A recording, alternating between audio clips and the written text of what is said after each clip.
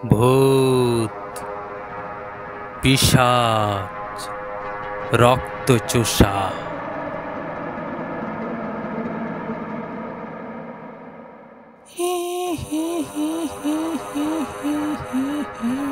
ওখানে কে?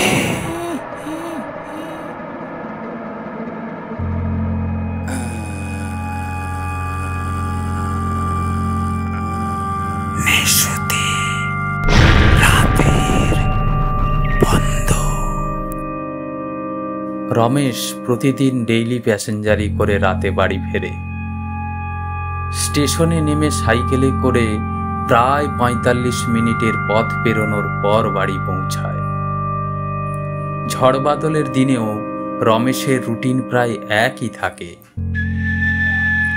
ট্রেনের গন্ডগোলের কারণে সেদিন অনেক রাতে স্টেশনে নেমে রমেশ প্রথমে ঠিক করে রাতটা স্টেশনেই থেকে যাবে।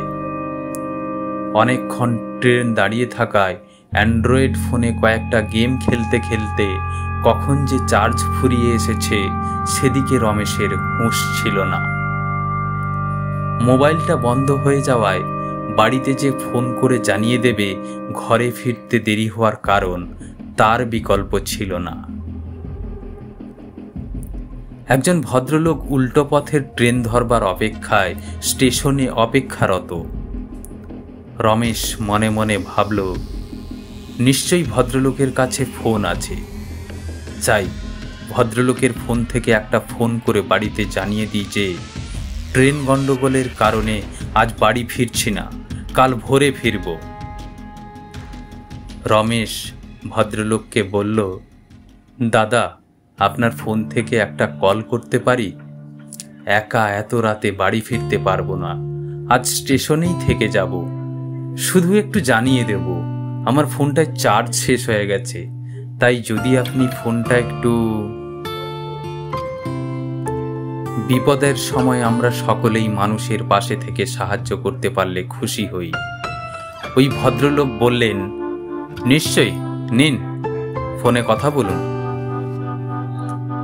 আনন্দে রমেশ কল করতে যাবে, অমনি মনে পড়ল বাড়ির ফোনে তো নতুন সিম ভরা, নাম্বার মুখস্থ নেই, তাহলে কি হবে? অগত্যা রমেশ ফোন করতে না পেরে ভদ্রলোককে ফোনটা দিয়ে বলল, দাদা, বাড়ির ফোন নম্বর আমার মুখস্থ নেই, তাই আপনার সাহায্য পেয়েও কাজে লাগাতে পারলাম না। সাহায্যের হাত বাড়িয়ে দেওয়ার জন্য ধন্যবাদ দাদা। ভদ্রলোক বললেন, ইটস ওকে, বলেই ফোনটা পকেটে রাখলেন।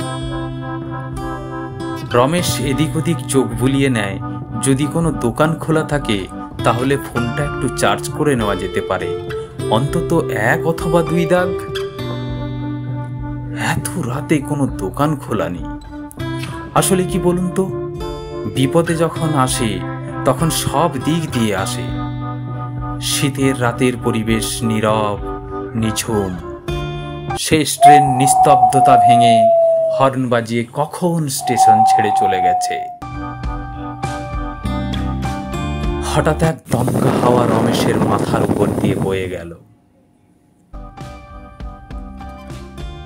চোখে ধুলো মুছতে মুছতে রমেশ শুনতে পেল কেউ যেন স্টেশনের বাইরে থেকে হাঁক দিল, রমেশ, বাড়ি যাবি তো? আয়, আমিও যাব। ডাকটা চেনা চেনা লাগছিল রমেশের। ঘন কুয়াশার চাদর সরিয়ে লোকটার মুখ দেখা যাচ্ছিল না, শুধু একটা ক্ষীণ আলো সাইকেল থেকে দেখা যাচ্ছিল। যেহেতু বাড়ির দিকে যাওয়ার লোক, তাই কাল বিলম্ব না করে রমেশ বলে ওঠে, দাঁড়া, আমি সাইকেলটা গ্যারেজ থেকে নিয়ে আসছি। বলেই সাইকেলটা স্ট্যান্ড থেকে নিয়ে আগন্তুকের সাথে বাড়ির উদ্দেশ্যে বেরিয়ে পড়ে রমেশ। রমেশ ব্যাগ থেকে টর্চ লাইটটা বের করে আলো জ্বালিয়ে লোকটার পেছনে পেছনে সাইকেল চালিয়ে এগিয়ে চলেছে। সামনে সামনে লোকটা খুব জোরে সাইকেল চালিয়ে যাচ্ছে। রমেশও লোকটার মতো জোরে সাইকেল চালিয়ে এগিয়ে যাওয়ার চেষ্টা করছে, কিন্তু কিছুক্ষণ পর রমেশ হাঁফিয়ে ওঠে। রমেশ বলছে, ভাই, একটু আস্তে সাইকেল চালা। আমি আর জোরে সাইকেল চালাতে পারছি না, হাঁফিয়ে যাচ্ছে। আচ্ছা, তোর গলাটা চেনা চেনা লাগছে, কিন্তু নামটা আমার মাথায় আসছে না। কে বলতো তুই ভাই? খনা খনা গলায় লোকটা উত্তর দিল, আমার নাম পরে জানবি, আগে বাড়ি চল তাড়াতাড়ি। বাইরে যা কুয়াশা, শরীর না খারাপ হয়ে যায়। বলেই লোকটা আবার জোরে জোরে সাইকেল চালিয়ে চলেছে। স্পিড আর কমে না। মাঝে মধ্যে রাস্তার কুকুরগুলো জোরে জোরে ডেকে উঠছে। রমেশ এই পড়ে কি এই মরে অবস্থা। লোকটার সাথে এত জোরে সাইকেল চালানোর শক্তি রমেশের মধ্যে আর নেই। এমতাবস্থায় রমেশের টর্চ লাইটটা হাত থেকে পড়ে আলো জ্বলা বন্ধ হয়ে যায়। হাঁপাতে হাঁপাতে রমেশ বলল, ভাই একটু দাঁড়া, আমার টর্চটা পড়ে গিয়ে নিভে গেল, একটু তুলে আনি। অপরিচিত ব্যক্তিটি কিছু না বলে খানিক তফাত রেখে দূরে দাঁড়িয়ে পড়ল। রমেশ টর্চ আলো তুলে জ্বালানোর চেষ্টা করল, কিন্তু জ্বলল না। রমেশ বিরক্তি ভরা গলায় বলল, ধুর, টর্চের বাল্বটা মনে হয় কেটে গেল, এই অন্ধকারে যাব কিভাবে? অপরিচিত ব্যক্তি দূরে দাঁড়িয়ে মৃদু আলো জ্বালালো। রমেশ একটা স্বস্তির নিঃশ্বাস ফেলে বলল, বাহ, তোর কাছে আলো আছে, চল চল, আর খানিকটা পথ বাকি আছে। দুজনে আবার সাইকেল চালাচ্ছে। অপরিচিত লোকটা আবার তেমনি জোরে জোরে সাইকেল চালাচ্ছে। শুরু থেকেই একটা বিদঘুটে পচা পচা গন্ধ পাচ্ছিল রমেশ। ভাবছিল হয়তো লোকটা মাছ কিনেছিল আর এত রাতে মাছগুলো পচে গেছে। রমেশ একটু জোরে সাইকেল চালিয়ে লোকটার কাছাকাছি এসে বলল, ভাই একটু আস্তে সাইকেল চালা, তোর দম আছে বটে। হঠাৎ রমেশ খেয়াল করল লোকটার মুখ থেকে আলো ঠিকরে বেরোচ্ছে। রমেশ ভয় পায়। কাঁপা কাঁপা গলায় রমেশ জিজ্ঞেস করে, কি রে, তুই আলোটা মুখে কামড়ে ধরেছিস? আর তোর মুখে ওই অদ্ভুত রকমের আলো জ্বলছে কেন রে? আর কোনো উত্তর নেই। চারিদিক থেকে পেঁচার চিৎকার আর চামচিকে খিমচে চুল টানার উপক্রম। রমেশ ভয়ে আড়ষ্ট হয়ে আসে। লোকটার উদ্দেশ্যে রমেশ বলে, ভাই ভাই বাঁচা আমাকে, কি সব ঘটছে দেখ। জল জল করা চোখে দুটো শেয়াল রমেশের দিকে রাস্তার দুধারে তাকিয়ে রয়েছে। শেয়াল দুটো রমেশের পিছু নেয়, পিছু পিছু আসছে আর মরা কান্না কাঁদছে।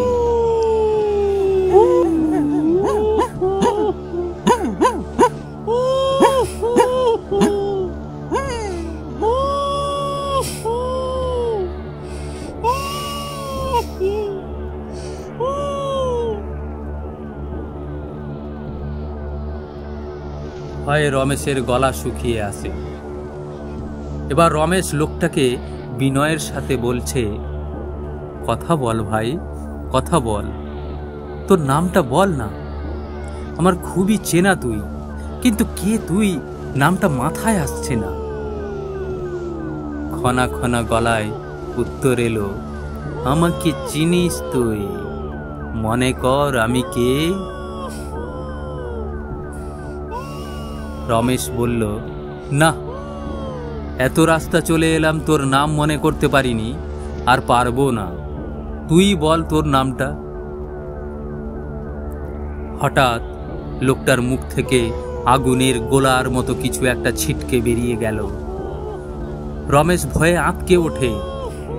রমেশ আলোর উৎস বিদঘুটে গন্ধ পেয়ে আরও ভীত হয়ে পড়ে। কাঁপা কাঁপা গলায় রমেশ জিজ্ঞেস করছে, কে কে তুই ভাই? তোর মুখ থেকে আগুন ছিটকে আসছে কেন? অট্টহাসির ফোয়ারা তুলল লোকটা।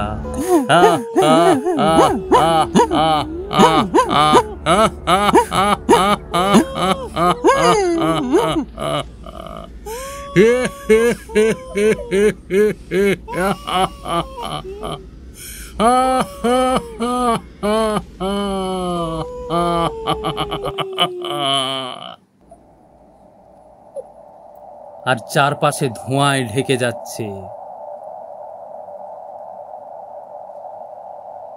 আমার চিনিস তুই রমেশ? তুই আমার নামও জানিস?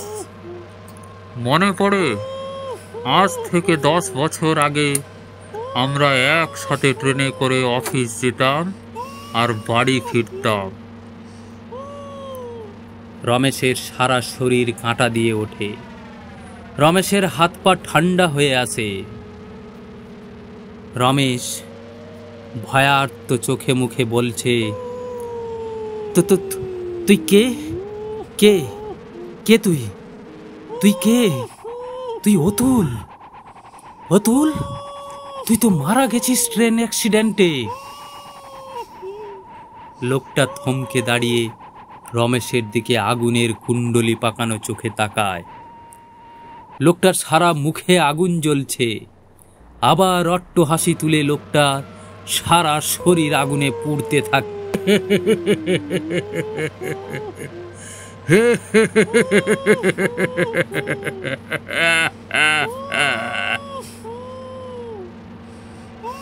আমি অতুল, তুই ঠিক ধরেছিস রমেশ, তুই ঠিক বলেছিস। আমি অতুল।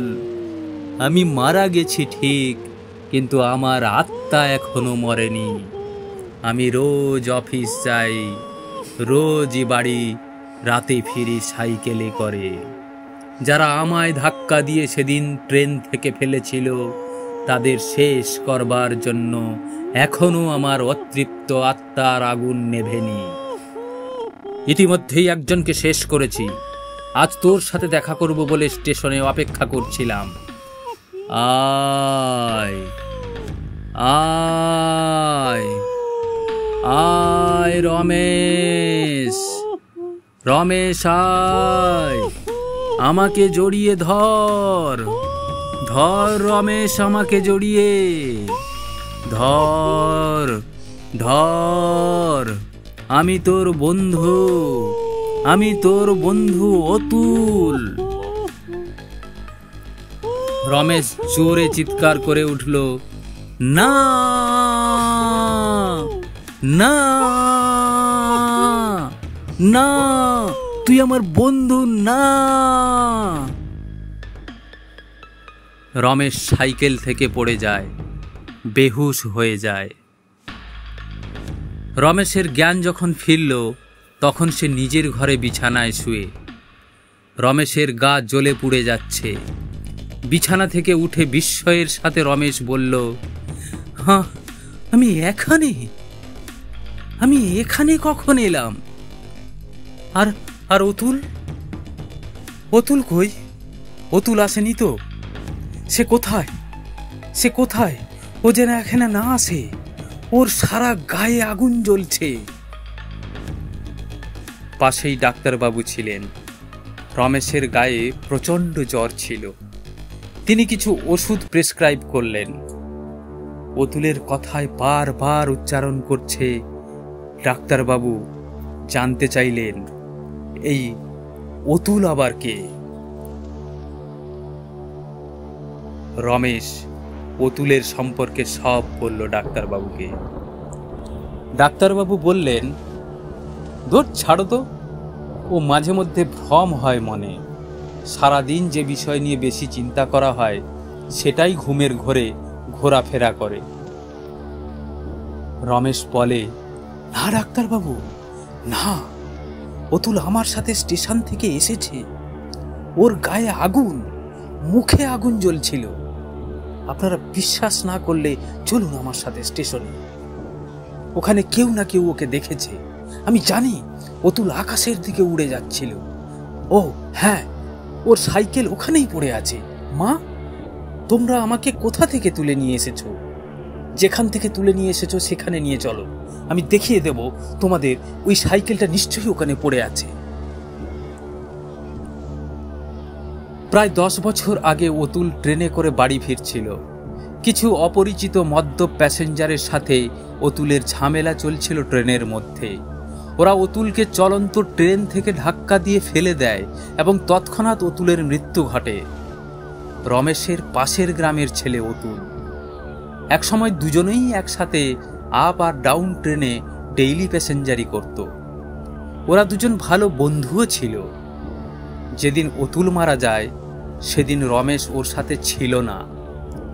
রমেশের সেদিন ছুটি ছিল, না হলে হয়তো বন্ধু অতুলকে মৃত্যুর মুখ থেকে রক্ষা করতে পারত। কদিন পর রমেশ সুস্থ হয়ে অফিস যায়। ওর ভয়ও লাগে, তবে আর বেশি রাত করে বাড়ি ফেরে না, তাড়াতাড়ি ফিরে আসে। হঠাৎ একদিন স্টেশনে দেখা হয়ে যায় সেই লোকটার সাথে, যে লোকটা রমেশকে সেদিন রাতে বাড়িতে ফোন করার জন্য ফোন দিয়েছিল তার সাথে। রমেশ সঙ্গে সঙ্গে বলে ওঠে, এই যে দাদা, আমাকে চিনতে পারছেন? লোকটা বলে, হ্যাঁ হ্যাঁ, মনে হয় চিনতে পেরেছি। সেদিন আপনি বাড়ি ঠিকঠাক পৌঁছেছিলেন তো? যাই হোক, আপনি সেদিনের একজন সঙ্গী পেয়েছিলেন, তাই বাড়ি যেতে পেরেছিলেন। রমেশ অবাক হয়ে যায়।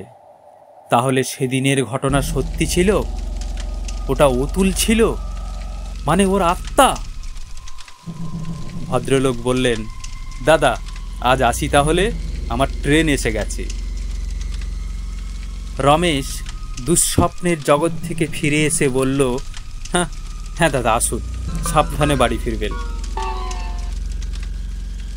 রমেশ বাড়ির পথে হাঁটা দেবে, অমনি কেউ যেন পেছন থেকে ডাক দিল, রমেশ দাঁড়া, আমি অতুল, একসাথে যাব। ডাকটা শুনে রমেশের গা শিউরে উঠল।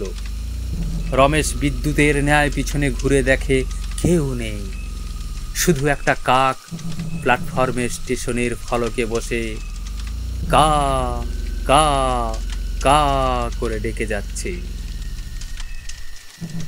সান্ধ্য কাগজওয়ালা হাঁকতে হাঁকতে যাচ্ছে, আজকের তাজা খবর, আজকের তাজা খবর, অকস্মাৎ ট্রেন থেকে পড়ে মৃত্যু এক প্যাসেঞ্জারের, আজকের তাজা খবর, আজকের তাজা খবর, আজকের তাজা খবর। রমেশ মনে মনে ভাবল, এটা অতুলের কাজ নয় তো?